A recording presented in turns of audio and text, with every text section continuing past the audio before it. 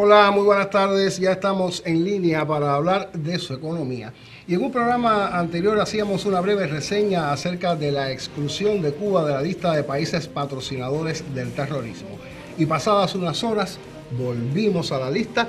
Solo bastó con que el presidente Trump tomara posesión del poder e inmediatamente instauró o reinstauró su política abiertamente contra nuestro país. Es decir, vamos a conversar acerca de las consecuencias que para nuestro país ha tenido estar en la lista de países patrocinadores del terrorismo.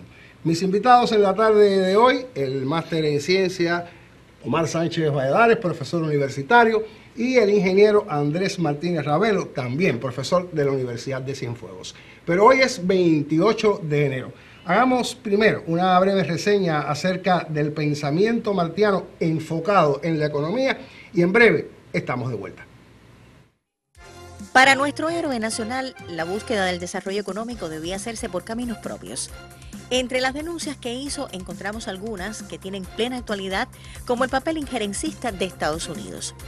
Otro de los temas abordados fue el comercio desigual entre las grandes potencias, en lo fundamental Estados Unidos y las repúblicas latinoamericanas, y el afán de aquellos de convertirlas en exportadoras de materias primas, usando el dólar como única moneda de cambio y vehículo de dominación. Martí no proporciona una idea única e inmutable, pues entendía que las concepciones económicas debían ser adecuadas a la realidad y la historia de cada país. Comprendía además que las leyes que regían la economía debían ser, por esencia, transformables.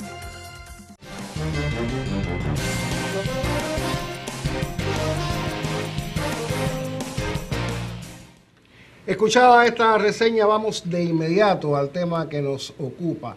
Profesor Omar, pudiéramos hablar un tanto de la historia y lo que ha representado para nuestro país la inclusión en esta lista de países supuestamente patrocinadores del terrorismo. Buenas tardes. Sí, realmente es muy interesante que veamos un poco la trayectoria, qué de cursar ha habido en la historia de ellos. Hay que decir que para los cubanos hemos vivido más de la mitad de nuestra vida en la revolución, digamos, bajo el signo de esa infame lista de país patrocinador del terrorismo. Realmente desde el año 82 estuvimos en esa lista. Recordar el presidente Reagan, y entonces desde Reagan hasta Obama, 2015, estuvimos unos añitos fuera de esa lista, que por supuesto también con alguna llamado deshielo, podríamos decir, en las relaciones, donde hubo por supuesto un acercamiento en las relaciones, y por supuesto se permitieron ciertas cosas que nos permitían de alguna manera que la economía cubana pues pudiera reflotar, pudiera mejorarse.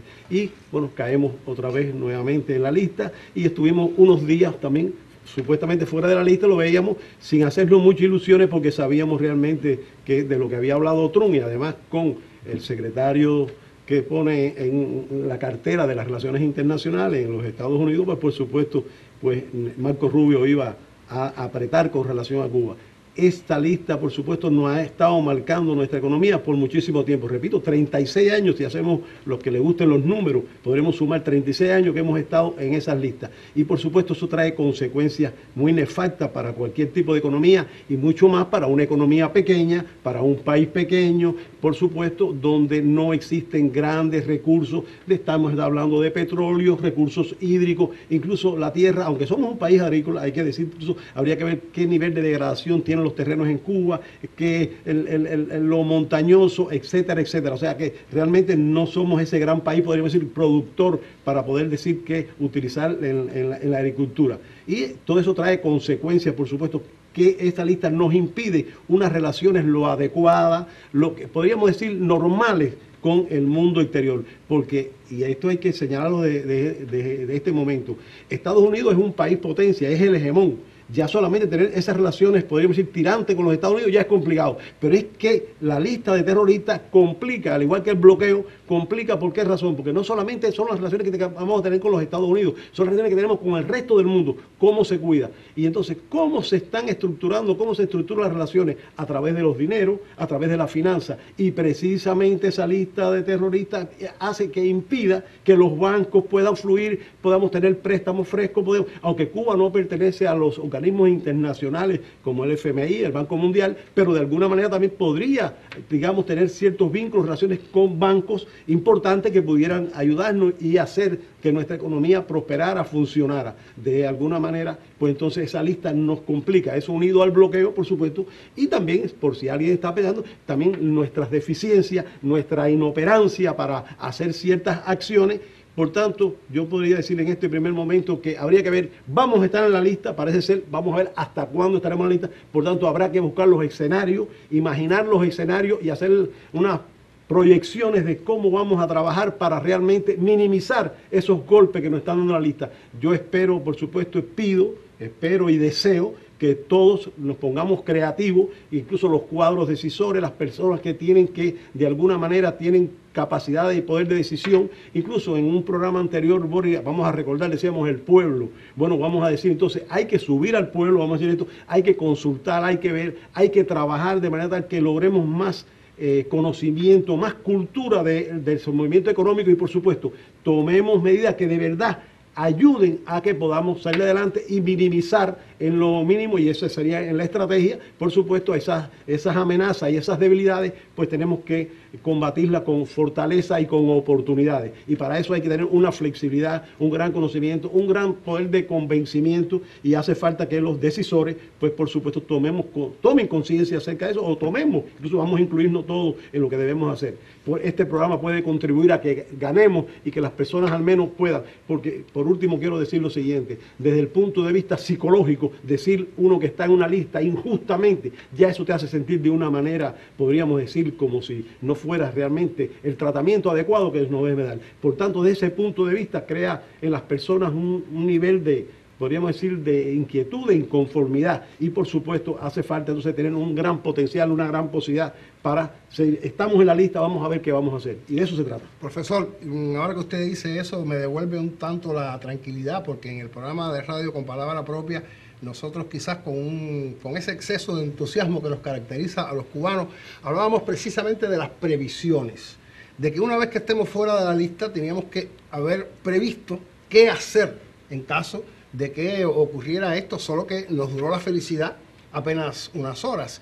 Pero sí, estoy plenamente de acuerdo con usted y quisiera escuchar a Andrés, porque en uno de estos grupos de WhatsApp, a los que ya yo he hecho alusión en otras oportunidades, usted escribió un artículo muy interesante y detallaba daños que ocasiona el permanecer en la lista de países patrocinadores del terrorismo, no solamente desde el punto financiero y las relaciones con los bancos, sino hacía alusión a sectores estratégicos de nuestra economía. Sí, buenas tardes, Boris, buenas tardes a todos los televidentes. Yo creo, en primer lugar, que el impacto primero tiene que ver con esa ola que siempre considera que está el bloqueo contra la infraestructura económica de Cuba. Y va golpeando, está venido golpeando durante 36 años. Lo segundo, hay que decir que es una lista espuria, es una lista infame, es una lista injusta, es una lista que nunca nosotros debíamos haber estado incluidos ahí. Y por supuesto lo demuestra, como decía el profesor Omar, lo demuestra el hecho de que realmente en menos de 24 horas, sin consultar a nadie y solo de un plumazo, el señor Trump nos incorporó. Es decir, ¿qué elementos faltaron de un día para otro para decir que ya estábamos incluidos? Bueno, los elementos que estaban esgrimiendo era que en los últimos 6 meses nosotros no habíamos colaborado, digo nosotros porque nosotros los cubanos estamos incluidos ahí, el pueblo de Cuba es el que está siendo afectado, no habíamos colaborado, no habíamos propiciado y habíamos estado colaborando en la lucha contra el terrorismo. Realmente se lo dice el principal terrorista del mundo, ¿no? Hay que decirlo claro así. Entonces, es decir, lo primero es una lista injusta, una lista espuria, una lista infame, en la cual nunca debíamos haber estado incluidos. Lo segundo, y crea inconformidad, pero sobre todo crea un estado de ánimo, creo que me parece que de demostrar una vez más que el camino que nosotros tenemos que estar asumiendo es el de la defensa de la patria, en primer lugar, ¿correcto? Ante un imperialismo que no va a cambiar su política porque es lo primero que está asumiendo. Lo segundo es que esta lista conduce, por supuesto, no es un tema de que si estamos o somos terroristas o no somos terroristas, o apoyamos o no apoyamos el terrorismo, eso es lo menos que le interesa a ellos, porque si no ahí estuviera el ISIS, ahí estuviera otro grupo de verdad, o estuvieran incluidos ellos. No, el tema es asfixiarnos económicamente, eso tiene que acabar dado, darse por hecho ya. Y la primera asfixia es la asfixia financiera. Así como bien explicaba el profesor Omar, a partir de que se incluye a Cuba en la lista de países patrocinadores del terrorismo, es muy difícil acceder a los bancos, a las instituciones financieras internacionales, a los vendedores internacionales que puedan estar en la disposición de venderlo, porque no es tan solo el banco, no es tan solo ese, es aquel vendedor que se limita porque tiene temor a establecer relación con alguien que es acusado de patrocinar el terrorismo, porque además hay una cosa que se llama riesgo país. Y entonces, bueno, dice, ven acá, es un país con un alto riesgo. Y eso lo miran mucho los vendedores, lo miran mucho los bancos en las relaciones internacionales para poder establecer relaciones con otro país. Y esto, por supuesto, dificulta y ha dificultado las relaciones comerciales justas que debe estar teniendo Cuba con el resto de los países. Yo creo que eso es por el primer lugar. Es decir, un problema de asfixia económica. Y también tiene que ver con un tema humanitario, de daño a las personas y al tema humanitario. Porque, por ejemplo, bueno, los bancos se ven limitados, pero quiero decirte que las agencias de desarrollo, las agencias de colaboración internacional, las agencias religiosas también se ven limitadas porque están colaborando o supuestamente colaborando con un país que supuestamente es patrocinador del terrorismo. Entonces, todo eso ocurre en el medio de, por ejemplo, en el medio de la COVID. Limitación total de los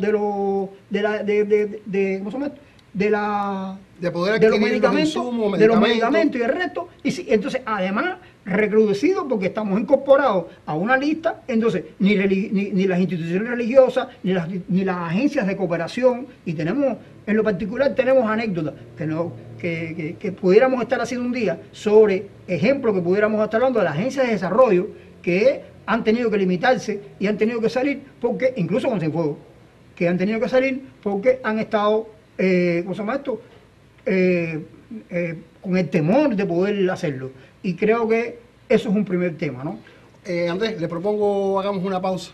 Vamos a hacer una pausa porque independientemente de lo que pueda quedar establecido o el temor que usted bien hacía referencia de los bancos, de las instituciones bancarias, de religiosas e incluso de ayuda humanitaria, también es parte de la política de Estado del gobierno de los Estados Unidos que influye sobre todas estas instituciones. Hagamos una pausa, reitero, en breve estamos de vuelta.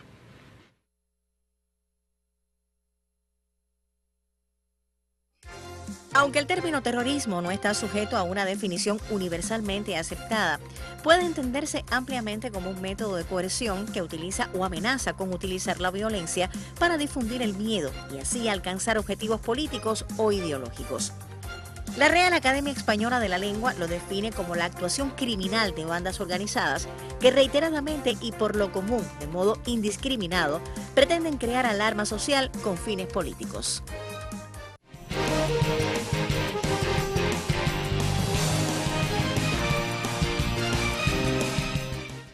Retomamos el tema que nos ocupa, profesor Andrés. Nos quedábamos precisamente en las relaciones de Cuba con el resto del mundo y el temor que pudiera existir en estas organizaciones de vincularse con nuestro país, pero además yo hacía alusión a que es también política de Estado del gobierno de los Estados Unidos. Así mismo. Yo decía primero el acoso y el sistema, es decir, al sistema financiero, las relaciones financieras de Cuba con el resto del mundo. Lo segundo, que es un impacto al turismo. El turismo como principal fuente de ingresos de Cuba. ¿Y de qué manera? Bueno, hay 40 países que hoy tienen la posibilidad, tienen un programa de excepción de visado que se llama el ESTA, y todos estos países, que incluye países de la Unión Europea, países de diferentes latitudes, un ciudadano de estos países que vaya a visitar Cuba, como Cuba está en la lista de países patrocinadores del terrorismo, tiene que ir al consulado de los Estados Unidos en su país a pedir permiso. Eso una gente que va a hacer turismo pidiendo permiso al consulado de otro país dentro de su país para poder hacer eso. Realmente los trámites que tiene que hacer esa persona, ese extranjero, para poder visitar a Cuba como turista o como lo que sea, son tremendos. Bueno, opto por no venir a Cuba. En primer lugar, eso tiene un impacto. Porque no podría regresar a los Estados Unidos porque tendría que pedir visa después para poder entrar a los Estados Unidos. Y el otro tema, perfecto, y el otro tema que afecta a extranjeros y a cubanos. Porque hay cubanos que están con el ESTA. Hay cubanos que viven en el extranjero, cubanos que son ciudadanos cubanos y están en el extranjero y tienen el ESTA. Bueno, no pueden entrar en Cuba después, no pueden entrar en Estados Unidos 2 años después a que hayan visitado Cuba, y lo mismo le pasa al extranjero. Entonces, es un daño malverso, vamos a llamarlo así, a Cuba por todas las vías, tanto al ciudadano cubano, pero al ciudadano extranjero, así, incluso a los norteamericanos, a partir de que la cooperación entre las universidades y el sector académico de los Estados Unidos se ve limitado con Cuba. Porque Cuba es un país patrocinador del terrorismo. En el año 2000, que lo decíamos nosotros en el artículo, que por cierto fue publicado, tuvimos la posibilidad de que fuera publicado en el periódico 5 de septiembre, se aborda que en el año 2016 se aprobó, en el año 2006 se aprobó una ley, un instrumento legal en el estado de la Florida, donde se prohíbe que académicos de las universidades de la Florida vengan a visitar Cuba. Bueno, eso limita un grupo de temas que son en la investigación científica, en el campo de la ciencia, en el campo de la salud. Entonces, yo creo que el tema está mucho más allá que pensar, bueno, nos quitaron de la lista, nos pusieron de la lista. Todos estos temas que están hablando, y el temor sobre todo, no se quita en 5 días, que es un tema que nosotros abordamos en el artículo. Eso no se quita en 6 días. Eso no se quita en 5 años, porque todos esos andamiajes, porque todo está montado sobre mecanismos de previsión de riesgo. Hay un sitio que se llama Costello.ai que establece y va monitoreando la cantidad de sanciones que se le aplican a los países. Bueno, lo estuve viendo el otro día. Costello hay que sobre todo asesora dentro de los Estados Unidos a un grupo de gente de los Estados Unidos y decía, bueno, hay que establecer mecanismos para que las empresas, cuando se aprueben una, ya ellos se preparan para eso, cuando vengan las sanciones, porque están previendo sanciones contra China, ¿ya? Bueno, a las empresas que se preparen con tiempo de anticipación para que monten sus mecanismos, para que cuando se monten las sanciones contra China puedan las empresas actuar. Bueno, tienen asesores para eso, como mismo usted decía que tenemos que tener esos asesores para que nosotros seamos la contraparte. Ellos tienen asesores para su sistema empresarial y para su sistema financiero, diciéndole, mañana sale la ley, pasado mañana estás aplicándola de manera correcta. Y después, para quitar ese temor y para quitar todo ese endamiaje de leyes, eso sí, pasa tiempo. Sucede como con el caso del bloqueo, que es un endamiaje de leyes, es un entramado, vamos a decir así mejor, un entramado de leyes que entonces usted tiene que ir desmontando una tras otra, y por supuesto el tiempo pasa. Yo hablaba de economía y siempre me gusta poner la economía por encima de todo. Bueno, estamos de hecho en un programa económico, pero también existen daños sociales, existen daños políticos, profesor. Por supuesto, con una economía deficiente, con una economía en crisis, por supuesto, los seres humanos no pueden ser felices, no pueden satisfacer sus necesidades. Realmente, para poder ser prósperos, como decía Martí, recordando hoy realmente en el 172 aniversario del natalicio, pues realmente ser próspero. ¿Qué cosa es la prosperidad? La prosperidad es que los seres humanos puedan tener un nivel de vida, incluso en primer lugar que sea un trabajo no enajenado, en segundo lugar que tengan acceso, podríamos decir, a todos los bienes y servicios que necesitan para una vida sana, adecuada, podríamos decir, sin caer en el consumerismo, Boris, que en otros programas siempre hemos dicho, nunca es el consumo por el consumo, pero sí hace falta consumir, el ser humano necesita consumir, necesita la cultura. Por supuesto, hemos vivido días y años, podríamos decir, bajo una férrea bloqueo, y ahora esa lista porque por 36 años se mantiene. Yo pienso también, me gustaría decir en este momento también que esto está impactando también, se dice de los Estados Unidos que quieren permitir en Cuba, promover, digamos, el empresario, digamos, no estatal. Bueno, pues esto también daña, estar en la lista daña al empresario no estatal, porque sencillamente no puede tener cuenta afuera, no puede relacionarse con el banco, no le pueden permitir incluso visitas a lo mejor que podrían ser de compra. Y esto daña a otros países de América Latina, donde los cubanos podrían ir y comprar y traer. Realmente, cualquier inversor tiene que pensárselo 4 veces antes de hacer una inversión importante en Cuba, porque realmente, de alguna manera, podría tener, digamos, no poder recuperar la inversión que hace. Y eso que Andrés decía muy bien, como riesgo país, pues pone en situación difícil a algunos que no lo pueden hacer. Recordemos que no hace tanto tiempo a un banco francés se le puso una multa de 3.000 millones de euros o de dólares. Señores, eso es una gran cantidad de dinero, eso no es cualquier... Y por supuesto, ¿quién puede encajar un golpe como ese?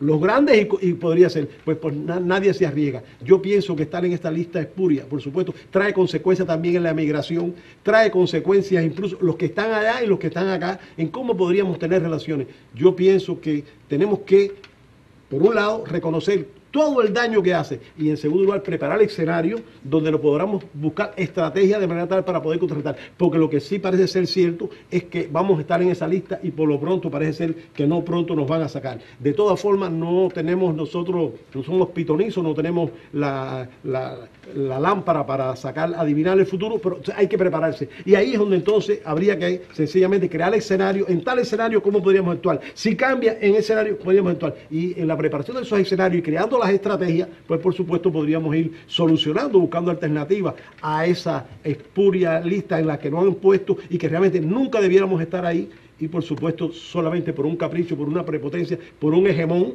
que domina en el mundo, pues sencillamente nos pone en esa lista y nos mantiene en esa lista. Es un hecho estar en la lista y por tanto, como dice el profesor Omar, lo que nos corresponde es adoptar las decisiones adecuadas de manera que nosotros con nuestros propios esfuerzos pues logremos reanimar nuestra economía. Sigue siendo un impedimento de la lista, estar en la lista, pero tenemos las potencialidades. Andrés, ¿usted considera que tendremos las potencialidades para superar esta inclusión en la lista de países patrocinadores del terrorismo? Yo creo, Boris, que nosotros primero contamos con la primera potencialidad, que es contar con que nos hemos abordado también el grupo, con un modelo económico que tenemos que primero, que todo, y lo abordábamos ayer, prepararnos para saber cómo lo implementamos. Tenemos que prepararnos para el modelo económico que estamos implementando. A veces, realmente, los errores no son tanto en la letra como en la acción. Y no prepararnos a tiempo. Y siempre hemos insistido aquí en un tema muy importante, que el modelo partió de que la planificación seguirá siendo la herramienta fundamental para dirigir la economía sin desconocer el mercado. Bueno, una planificación que tiene que adecuarse a los tiempos actuales, que no puede ser una planificación, como hemos hablado aquí, de arriba para abajo centralizada, de una planificación que tiene que ser, como ha hablado el profesor varias veces, con la participación de todos, una planificación que tiene que darle la posibilidad... Considerando el mercado. Y una planificación que... Además, tiene que tener en cuenta lo que hablaba de decir, que es el mercado. Un mercado, que es lo que quería decir con la segunda parte, que desconocemos su mecanismo. Digo, desconocemos nosotros en nuestra vida cotidiana, en nuestros 60 años de trabajo, porque realmente existe el mercado, pero no esas políticas donde lo hemos desconocido en la planificación. Bueno, va a haberlo reconocido como parte de los lineamientos, es decir, la planificación seguirá siendo la herramienta fundamental para dirigir la economía sin desconocer el mercado, era que hasta ese momento no lo teníamos en cuenta bien. Por tanto, desconocer el mercado para mí implica que, por ejemplo, si usted hace un estudio de factibilidad, usted tiene que tener en cuenta primero en qué tiempo, primero quiere el estudio de factibilidad de la inversión, disculpa, si usted va a hacer una inversión tiene que hacer un estudio de factibilidad y ese estudio de factibilidad tiene un estudio de mercado. Y ese estudio de mercado usted tiene que tener en cuenta a quién usted lo va a dirigir, a qué consumidores son los que lo va a tener, pero además quiénes son los proveedores y todo lo que lleva un estudio de factibilidad. Pero además tú tienes en cuenta esa inversión, en qué tiempo se recuperó. Entonces yo pienso que está la potencialidad. ¿Cómo hacemos eficiente el proceso inversionista? ¿Cómo hacemos eficiente el uso de los recursos? ¿Cómo hacemos eficiencia la distribución de la riqueza, que la dijimos en el último encuentro aquí, de lo que puede estar generándose, esa riqueza que se puede estar generando, para potenciar y recuperar el sector primario de la economía? De manera proporcional, yo sé que no es una varita mágica, que eso se rompe, porque es un problema, hoy se llama problema estructural de la economía. Problema estructural de la economía. Y cuando usted está frente a un problema estructural de la economía, los problemas estructurales de la economía no se resuelven de un día para otro, se resuelven a largo plazo.